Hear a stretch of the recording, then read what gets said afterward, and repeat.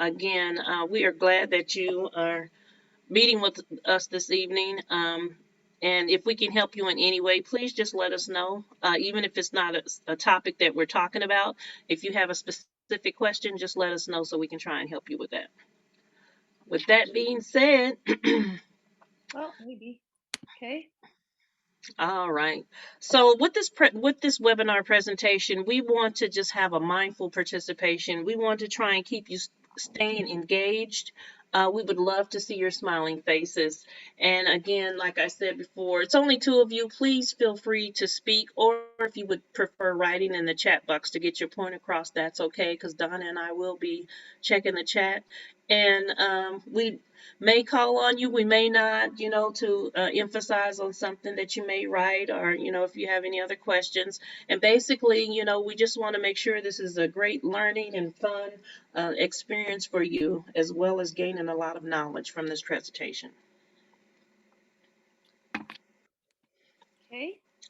So I want to introduce myself. I'm Shirley Smith, and I work at GSN, Generation School Networks.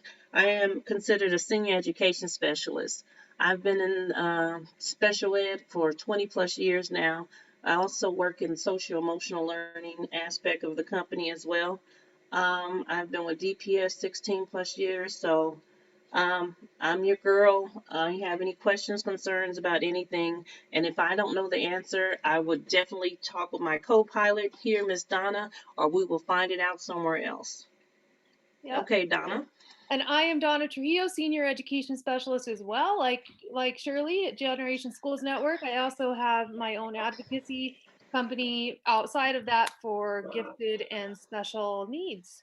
So with that, I've been a director with a metro district and other districts across the state for special education, and started out my career as a special education teacher. Yes. So please, if you can share with us your name, the age of your children, what grade they're in actually, and what school district are they attending currently? And you can just unmute yourself and share it, or type it in the chat box, because that'll give us help when we're moving forward.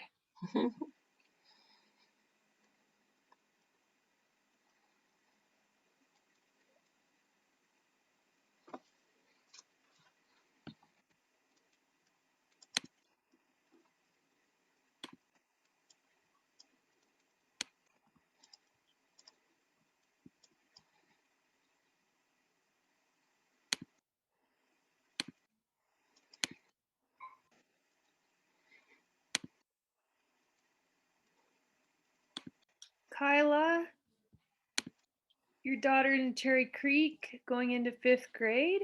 Thank you. Ruby, what about you? Oh, you're in New York City, District 11. Or thank you. I just saw that. Great. Oh, wow. You could join Nice. from all the way there. How did you find out about this presentation? I got it from a coordinator from a district, because it's called District 75 here, special education. Okay. So he always sends us these webinars to attend. Like, you better attend these webinars. So I was like, let me attend, because I need to know more about IEPs. Oh, great. We Good. appreciate you. We are in Denver, Colorado. Oh, Just to wow. let you know. Yeah. That's pretty cool. Oh, and Kyla, Axel, Shirley knows a lot about Axel. She actually partners with them. Absolutely. Monique is the principal. And now, actually, she's the executive director. She just was promoted. Yeah, the Axel's one of my schools. And that's close to me also. I live right off of I-225 in Isla. So I'm right there. Well, welcome, welcome. We appreciate you joining. So we always like to start off with a social emotional activity. And so we just like to check in with you and just see how you're feeling today. So in the beginning, this is our third presentation on this information. So I started off really, really hyper. Now I've kind of calmed down and I'm still positive, but I'm not as hyper. And I'm always hopeful for another day. So would you all like to share how you're feeling today? In the chat box or sharing out loud is fine. Hopeful. Right on, Ruby. Good. Kyla, what about you? Sad? Oh, Okay. I'm sorry Well, to hear that. oh gosh, a tooth pulled. Yikes. Well, wow, and you're with us, girl. Thank you. Yeah, I appreciate that. Yeah, You for didn't get your sure. meds yet? I appreciate it. Yeah, please, you are more than welcome to type in the chat box because Yeah. I get it. I Yeah. get it. Well, it'll get better. It Yeah. will get better. I can tell you that because once it's better to have some pain now rather than the pain you had before you had it pulled. So it'll get better for you. Thank you for sharing. Well, and for me, I'm still happy and positive like I was this morning, but I am getting a little drained, so and kind of moving toward the mana mana. Right, right, Mahona Mana. Yeah, I know that's right. But All it's all good. It is all good. No complaints. Okay, so today we're going to start off with a warm up. If you can think of one word that describes your level of knowledge for an IEP, Section 504, or advanced learning plans, what would that word be? And you can type that in the chat box or you can say it aloud. Totally up to you. Minimal. Okay, Okay, that's good. Hopefully, you'll know more at the end. absolutely. Yeah.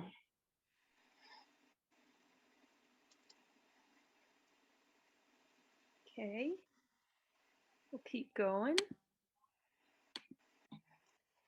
All right. And so some of the learning outcomes that we're going to have today are to generate a basic understanding of legal requirements for both the 504 plan, the IEP, Individualized Education Program, and the ALP, the Advanced Learning Plans. So hopefully with that, you'll gather more understanding of the best practices and gain some tips to advocate for your child.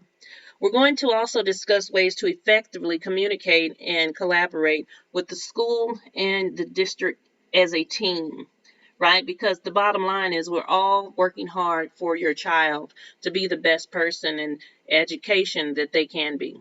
And then we're going to discover how to address some common barriers and challenges that may have occurred. And at the end, we will get your information when you take a survey, and we'll be able to send you a certificate of participation. Yes, So stick around. absolutely. I'm going to launch a poll real quick where we'd like you to rate your level of knowledge or understanding of the difference between a Section 504 plan and an IEP. And we're going to rate ourselves either Rocky Mountain High, Foothills Mid, or extremely low, going with the Colorado theme. Yes. So go ahead and take a minute to rate yourself on that poll.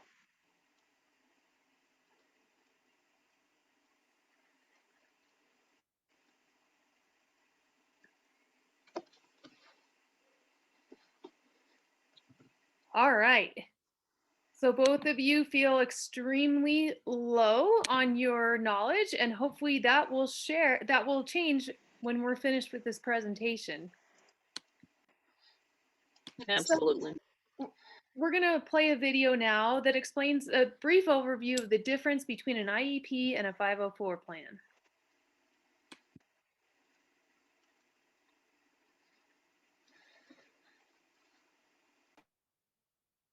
There are many differences between an IEP and a 504 plan. The first and most fundamental is they're governed by different laws. An IEP is governed by a special education law. 504 is governed under a civil rights law. And that makes a difference in what kinds of services and how an IEP plan and 504 plan come together. To qualify for an IEP, you have to have one of 13 specified conditions or disabilities that are written in the law. For example, specific learning disability, which would be something like dyslexia, would be a condition that a child would qualify for an IEP under. Having one of those 13 identified disabilities isn't enough to make sure your child gets an IEP. Whatever is going on with your child, whatever that disability is, also has to affect his performance in the classroom. And that's really important to know because sometimes parents think that just having a disability qualifies for an IEP, but you also need to make sure that it's making a difference. It has what's called educational impact, adverse impact in the classroom for how your child's learning. For a 504 plan, a child needs to have a disability that is getting in the way of his learning in the general education classroom. The difference isn't that he needs specialized instruction, it's that he needs some changes to get benefit from his education the same way as other kids in that classroom.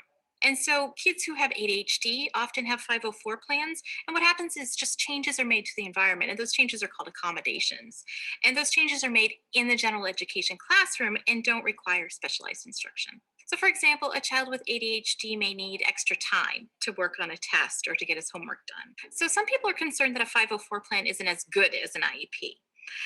And the truth of the matter is that a 504 plan or an IEP can meet your child's needs. It just depends on how well it's put together. A well-written, well-implemented plan that everybody knows what's going to be happening and in place and is working on it can be very helpful for a child who doesn't need that specialized instruction. As long as there's a lot of follow through and everybody's checking in to make sure it's working well, a 504 plan can be very helpful for kids in the classroom. Key takeaways. An IEP is governed by a special education law. A 504 plan is governed by a civil rights law. A 504 plan covers kids with disabilities who don't require specialized instruction.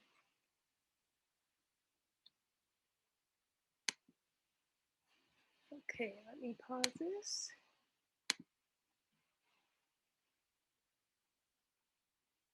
Oops, you're muted, Shirley. Okay, as she talked about in the video with the differences, here's the Section 504 plan. And again, this plan is governed by the ADA, the American with Disabilities Act. Is anyone familiar with that, the ADA? It's okay if you are not. Okay. I've heard of it, but not really. Oh, okay.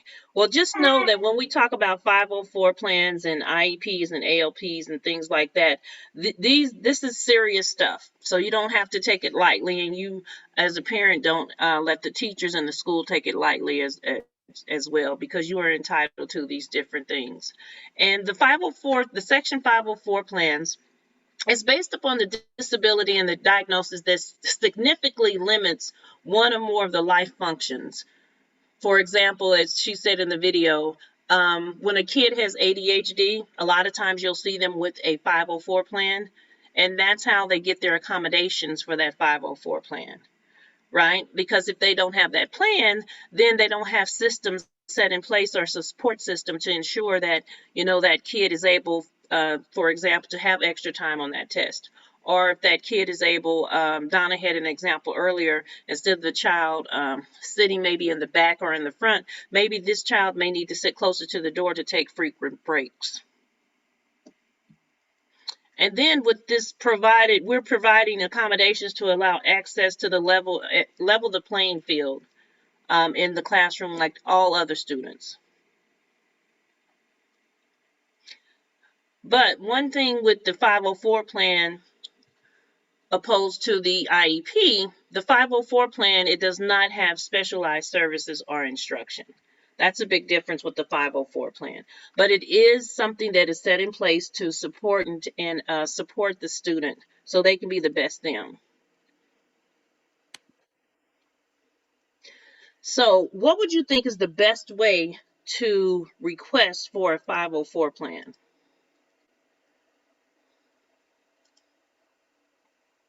Maybe through the teacher.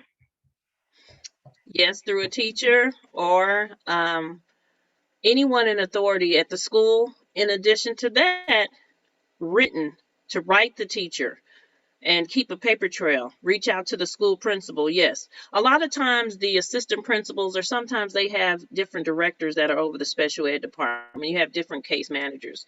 So within that communication, it is really, really important that, to me, leave a paper trail. So whether it's an email, whether it's a note sent to the teacher, just leaving a paper trail to let them know that you're interested in seeking a 504 plan for your child. This gets the ball rolling. And usually you can find this information on the school website, who to contact. A lot of times they have that information. And then make sure, you have that data and documentation to show that this disability or this challenge that your child has, it's not just something that just began, but it's something that has been ongoing. And you as a parent, you know your child inside and out. So you know what's going on. You know how they work. You know how they tick. And then in addition to that, if you do have documentation of where your child has been diagnosed, then you're more than welcome to submit that. And then make sure you make a note of that as to who received those papers at the school. Because it's very important that we know when we receive documentation and paperwork so we can move on it, and hopefully no one will drop the ball. And then there may be additional testing and data that may be collected by the team from the school. It could be the designated person that's in charge of special ed at the school, the teacher, counselor, social worker, and even yourself, and even some type of documentation that can be written down verbally from your child, something that they've experienced over time. Yep. And Kyla in the chat, yeah, reach out to the school principal. When in doubt, just they're the great person who should know where everything is and who to contact. Right. Absolutely. And then the development of the 504. This is a team effort. And a lot of times I also like to say, let's include the child in this. Because depending on the age of the child, we need to start teaching them how to advocate for themselves. And of course, the parent needs to be there as well. You need to be there present because, again, you're the first person that the child is in contact with, relationship with, so you know how the child works inside and out. You know the best learning environment for that child because there's different learning environments and different styles in which they learn. This is also where you come together and you speak about the accommodations or the supports that could be developed for your child. Because maybe they're doing something at home in a different manner that could be more positive if you share that information, and they can be doing that maybe at the school. All of the components of the finalized plan must be implemented immediately at all times. And what that means is, so let's say the plan is created this year. And so we finish out the year utilizing the plan. When school starts, the first day of school, that 504 plan needs to start also. We don't wait a week or two. We don't wait, next semester. That plan should start day one of school. So really the teacher should have that information before school starts, to be honest. And for any plans, if your child has a plan, you can always be proactive and reach out to the teacher before school year starts. Yes. A lot of parents I know in the past were apprehensive to share that their student needed, had special needs or had challenges, but that's okay because we're just here for your child to be the best that they can be. And so if you can teach them to even advocate for themselves and just to let the teachers know, from day one, so we don't have to worry about 2 weeks in and they're frustrated and they're not doing well, and then things start to occur. So day one, if we can make sure we have that information, it's really, really important for the child so they can be successful. Next slide. And then the 504 plans, their birth to adulthood for their whole lives. And so the plans, the 504 is great because it can carry over into work and college environments, meaning they take that plan and they're at work, their employer has to implement that plan and accommodations in the work setting that are relevant, and they cannot be terminated due to that disability or their needs around that. And in college too, they have to implement those accommodations for the student and to provide that support. And then they are updated annually, although different from an IEP, it's not required. The school can just update that on their own, but it is best practice to ensure that you're part of that meeting. And sometimes you have to be the one to reach out and remind the school that meeting needs to be held. Absolutely. Okay, so looking at this, what do you think would be the best way to request an evaluation for special education or an individualized education program?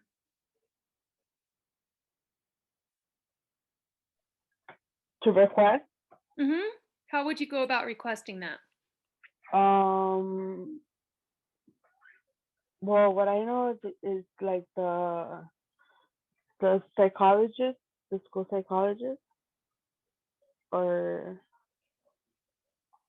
the principal. Yep. Yep, and you can always email that again, just like the 504, make that request. And as Kyla said, sometimes the school reaches out. Maybe a teacher referred and they reach out to the parent, and they typically do it in writing. They may give you a call first, and then follow up with a written email. Great. So an individualized education program is guided by the Individuals with Disabilities Education Act, or IDEA, which is our federal law.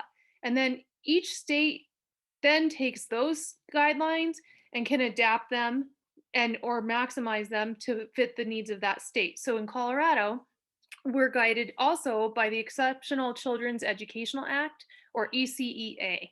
And then also Child Find, which is a federal law that requires year-round evaluation for birth to 21, that school districts have to have that available for all students and residents in their district. And when you're requesting an evaluation, if it's you as a parent requesting that evaluation, we always recommend you can have a conversation, but even if you have a conversation, follow up in writing. And it's best to send it to the school special education teacher and copy the school administrator. And then once the school receives a formal request, they may choose to accept or deny the evaluation. Typically, they deny the evaluation because they haven't had time to work with the student or provide interventions and gather that data through what we call the response to intervention, or RTI process. If they do deny the evaluation, they must send prior written notice, or PWN, and state why they are refusing to evaluate. And if you disagree with their decision, then they would provide you with what's called your procedural safeguards that would guide you through next steps to file a complaint and get the district to evaluate. As a director, I always recommended to teams, and even as an advocate, I recommend to teams just evaluate. And sometimes I will agree with the school if they haven't had enough time to gather interventions, or they need more time to gather data to know exactly what assessments need to be delivered, then we can accept that 68 weeks to wait as they do so. And the timeline for evaluation. There really isn't a general rule for how long a district has to respond to a request, but a rule of thumb that I've seen in cases that I've been a witness on, and also the precedent that's set in cases around the country over many years, is that courts typically say 2 full business weeks is a reasonable amount of time, but at times it is dependent upon circumstances. Like a school might be on break and you email them while they're on break and no one sees that email. And if you do need an immediate response and they're on break, you may need to go to the district level administration to send that request, because they're usually full year, full-time employees. And then once consent, if the district generates a consent for evaluation, once the parent signs it, from the date that they receive that from the parent, they have 60 calendar days to complete the evaluation and determine if a student is eligible for an IEP. And we call this the initial eligibility determination meeting. And if the only exception is if the team is considering specific learning disability, SLD, then they can have a 30-day extension and with parent permission. And with eligibility, there's 13 disability categories that a student can qualify with, but the school team and parent, the IEP team, must have data to demonstrate that there is an educational impact, meaning the student is failing to make progress with the interventions provided and they need additional services. If they're found eligible in more than one category, then the team determines which disability is primary and which is secondary. Sometimes teams will look at more than 2 disabilities and they'll just make note of that within the body of the IEP, but definitely they would say there's a primary, and if there is a secondary, indicate that as well. And then once they're found eligible and that eligibility determination is made, the IEP team has 30 calendar days from that date to develop the IEP. Questions yet? Yes, the IEPs, they have to be renewed, right? Every certain amount of time. Yep. So an IEP it has to have an annual, thank you for the question. It's an annual review from the date of the initial eligibility. And then every third year, a reevaluation to determine if the student remains eligible or if any disability categories changed needs to be conducted. So first year, that's that you'd have year 1, the eligibility determination, the initial. Then year 2 and 3 would be an annual meeting. Year 4 then would cycle and become the reevaluation. And then annuals, reeval. Does that answer your question? Yes. Thank you. Okay. Now moving on, who can qualify for an advanced learning plan or an ALP? Anybody know? And it's okay if you don't. In our last session, no one did, except for those that were participating who are educators themselves. No. Yeah. All right. Well, then we're going to learn something new. So, an advanced learning plan. This is for students who are identified as gifted in one or more of the following areas.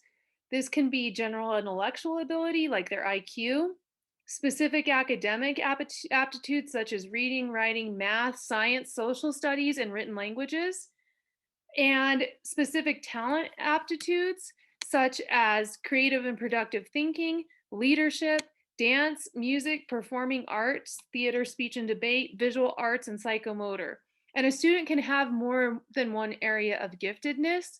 So for example, they may be gifted in reading, writing, and also gifted in creative or productive thinking, or any of the combination of those. This is what we call gifted learners. And the identification, districts screen students using the cognitive abilities test, COGAT, in third to sixth grade. And if they come out in the 95th percentile in any of the areas on that, they may qualify. And then that kind of triggers and indicates to the district that they need to do some more digging and gather more information to see if the student is gifted. Or if they don't take the COGAT, like my daughters, they didn't test well on the COGAT, but we knew something was going on. So we did an IQ assessment, some academic assessments, and found out that they were in fact gifted and were able to develop the IEP based upon that body of evidence and the portfolio that we created. And the plan is written and updated annually with reevaluation every 3 years, just like the special education or IEP programs. And a student can also be twice exceptional. We call that 2E or 2X. And these are students who are gifted and also have a disability. And these students are often a conundrum. Their special education needs may mask or hide their giftedness or their areas of strengths. And such students may have developed compensating or avoidance strategies to hide their special education needs. And because of this, these students may not be recognized or supported in ways that advance their gifted strengths or receive support in the areas of special education needs. So an example of this would be a student who has an IEP and also has an ALP, that advanced learning plan, or a 504 and an ALP. And if you have questions over what we just covered there? And we just got a new participant all the way from Boston. Wow. Hi, Mai. Is it May?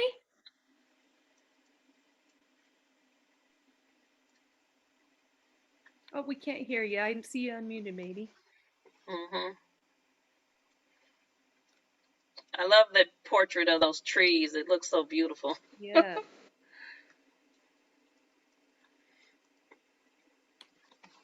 All right. Moving on to you guys, what challenges have you faced with your child's education? And how have you resolved these challenges? And Shirley, if you want to ask more, you can. Sure. So think of a time in the beginning. I don't know if your children have 504s or IEPs. What challenges did you face? How long did it take for you to communicate with the school the needs for your child? Or have you just started the process? Right. Or wondering about the process? Mm-hmm. Well, for my oldest, he's 15 now, but when he was kindergarten, he was in a smaller classroom setting when he was in pre-K. So when they put him to kindergarten, right away they put him in a general ed classroom. So they weren't listening to his teachers that had him before. They were saying that they were trying to explain to the team that he needed more support. So this whole time we've been we finally found the right support for him, but it's like you said, somebody dropped the ball. Like it's like it took all this time, for him to get the right support. And yeah, I mean, well, it's at least it's now more than ever. So Right. And it does, that's common, unfortunately, where it does take time for a district to place a student. They're always looking at the least restrictive environment first, which is general education, and making sure that the student doesn't miss out on that direct instruction, because that's critical for developing those foundational skills and building upon that. But there are times where a student does need a higher level of programming, and the school district has to abide and provide those services. So things like a center-based program, which is a smaller setting, smaller group setting with more intensive supports and more adults to support, and can be combined with general education. And then there's also a separate school placement. Sometimes the student's needs are so unique or so significantly challenging that the school district they don't have a program. So they then place the student in a facility school or a private school at the district's expense.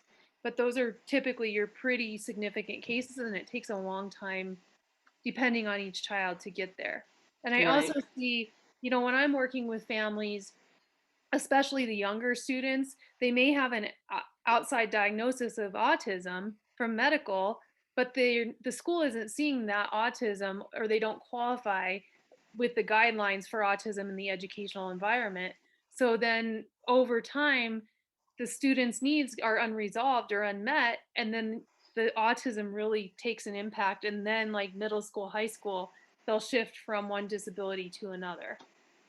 And Anyone as a parent, so I was just going to say, Ruby, I mean, I'm glad you stuck with it. And I know it was frustrating for your child. In addition to it was frustrating for you, because here you are, in kindergarten, and you see a difference when he's put in, or she is put in a bigger learning environment, and you're not challenging, but you're just letting them know, okay, this is what my kid needs. And I'm just glad you kept on with that fight and you did it for your child, because again, at the end of the day, that's what it's all about, being that advocate and teaching our kids how to be the advocate. Yep. And also understanding that as school teams get to know the student and try different things, more awareness comes into place. And I always call it like a puzzle. And it takes time to build that puzzle. And sometimes there's pieces missing, and collaborating and continuing forward. And really, like you did, Ruby, not dropping the ball is great. And Kyla, you've been trying to get the process started for your daughter for about 4 years.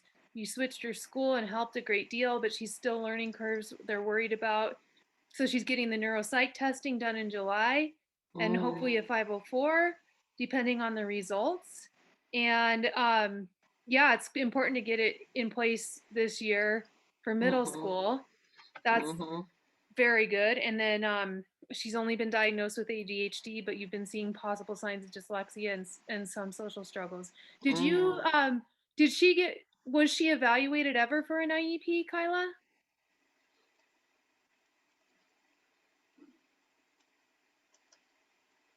No. No.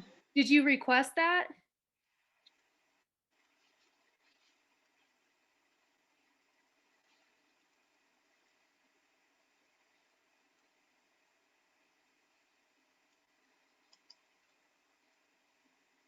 Okay, you were getting the runaround at Axel.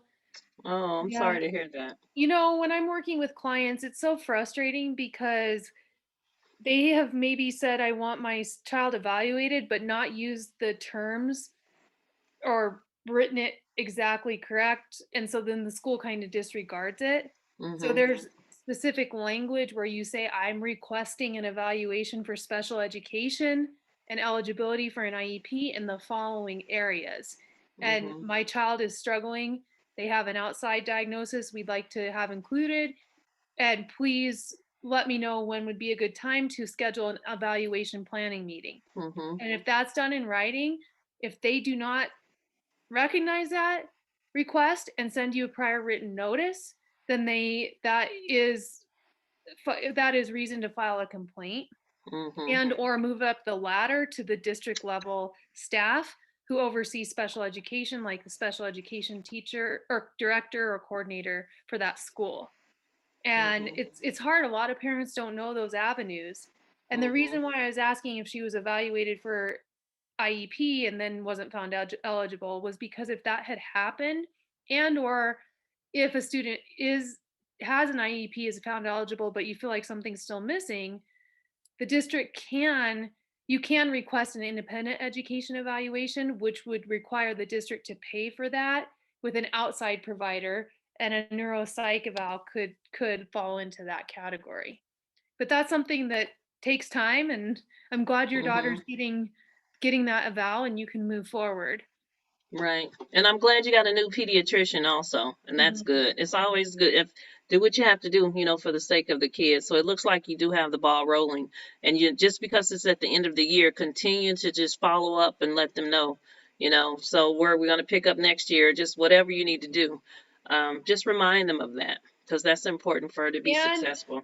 if you get that neuropsych eval completed and back over the summer, remember, Child Find runs 365 days a year. The school Mm-hmm. cannot tell you they don't have staff available. Right. And if they do not have staff available, you get that response, then you can reach out to that district coordinator, that special education coordinator, or the special education director for that school and say, I have this, I want my child formally evaluated Mm-hmm. over the summer, and then they have to provide the district staff. Now, if you're looking at a 504, they can kind of push you off on that. But if you Mm-hmm. make a formal request for IEP evaluation or eligibility, then Mm-hmm. they can't push you off for the summer. Right, absolutely. And I think with Cherry Creek, I want to say with my dealings with Cherry Creek, my son went to Cherry Creek, they're pretty good with that, but just follow up. Just continue to follow up. I don't care if it's once a week, just email and follow up. That way you have that paper trail of your concern and let them know, okay, I'm following up. What's the next steps? I need to know what's going on. And if you're not getting a response from the school, remember to follow the chain of command and Mm-hmm. go to the next level, which would be the special education coordinator for that school. And you can find that on the school district's website, typically under personalized learning or special education programming. Absolutely. Any other challenges to share? May, do you have anything that you want to share?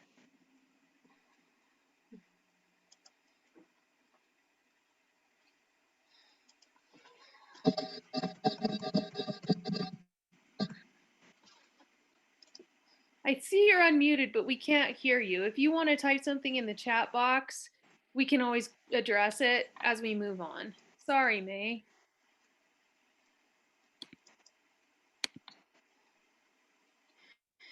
All right. As Donna was stating earlier, like she said, follow the channel of command. And if someone tells you something and that's not the answer you wanted to hear, continue to go up that ladder.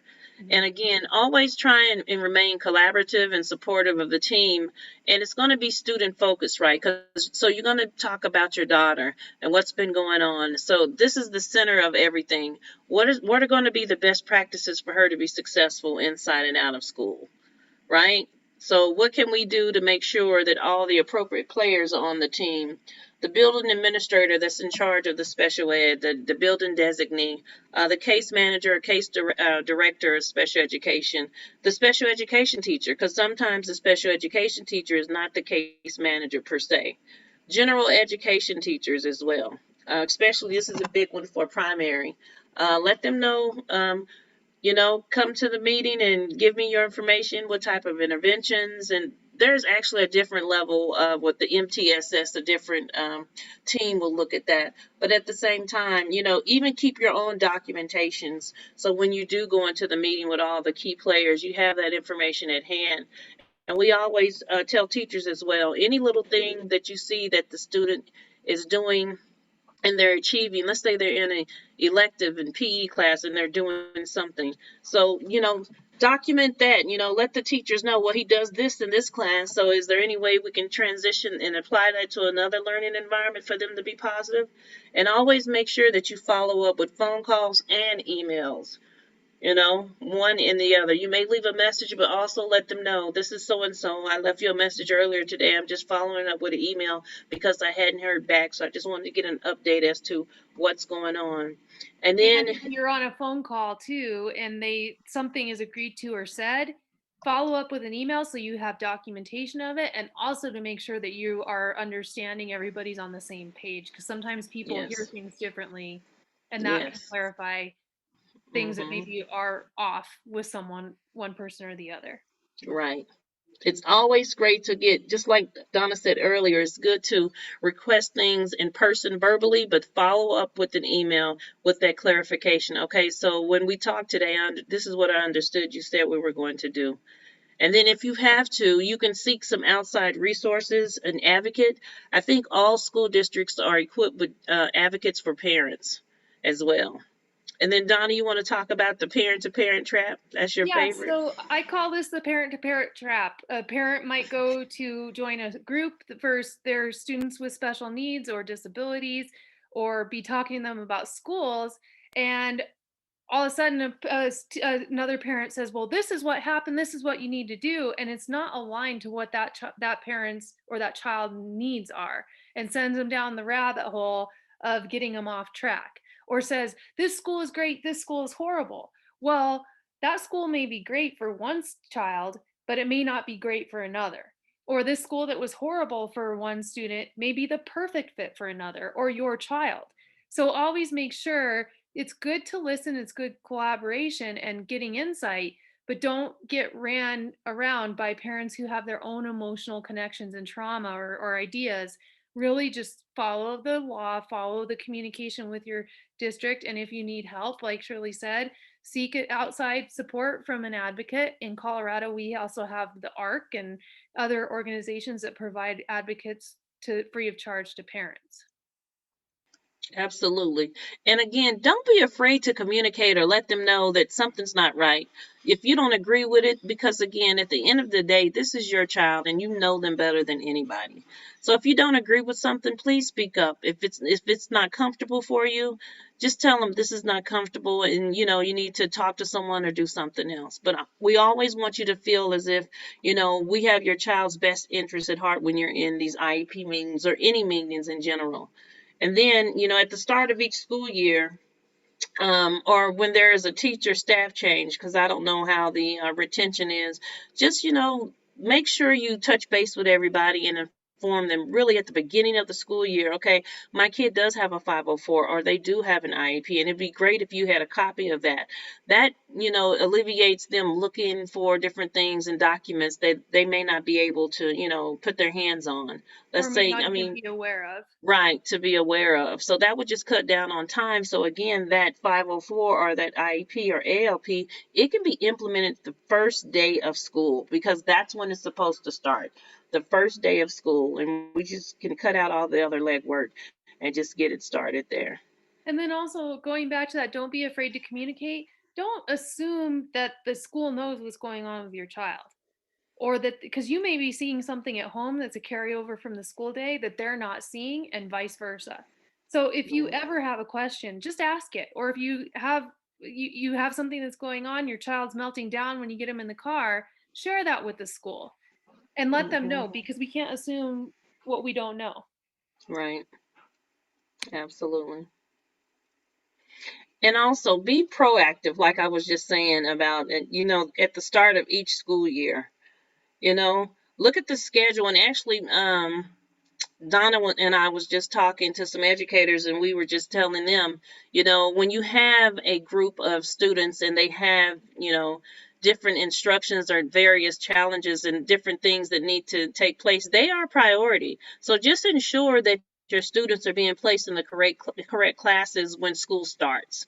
And then if you look at that schedule and you ask different questions, and reach out to the teachers and ask them exactly what class is this, and then let them know, my child has an IEP or a 504, and so I'm just clarifying and make sure this is the right fit for them, because I want them to be successful. Or Right? they're in the evaluation process and we're still looking at it. Make sure you connect with the people that are helping with that. Because a lot of Right. times administrators and case managers get so busy they forget to communicate those things. Absolutely. And we don't want 2 weeks to go by. School's just started, and now your kid is in a classroom where they shouldn't have been in a classroom, and they're frustrated. And we can cut out all of that just by communication, just simple communication. Again, always follow up that communication. If it's something verbal, follow it up with an email and clarification. Here we have many resources, and we're going to have you at the end fill out a survey. With that survey, we will be able to email the resources and the different links to you. This is just a handful of items that we found for this particular presentation. There's so many things out there, and we do want you to continue to be an advocate for your child, because that's where it starts. And when your child see that you're teaching them to be an advocate for themselves, I mean, it goes a long way. And so we just want to continue to encourage you, utilize some of these resources, and you may find other resources as well. And then finally, we'd like you to share one aha or piece of learning you had from today's webinar. Feel free to add that in the chat box or unmute and share that.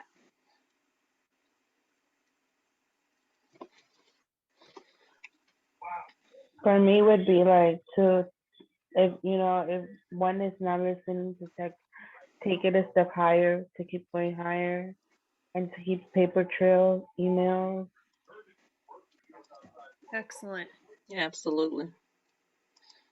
Kyla or May?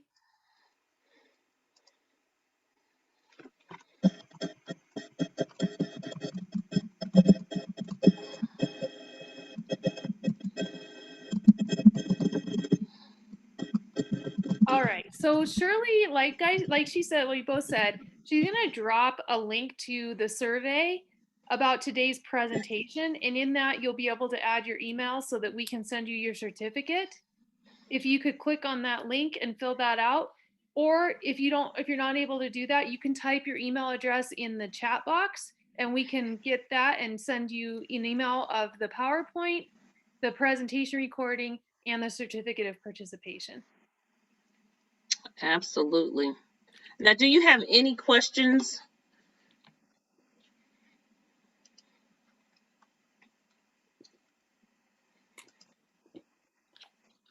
All right. Well, if you all need us at any time, here's our email addresses, and this will be contained in the PowerPoint that you receive as well via email.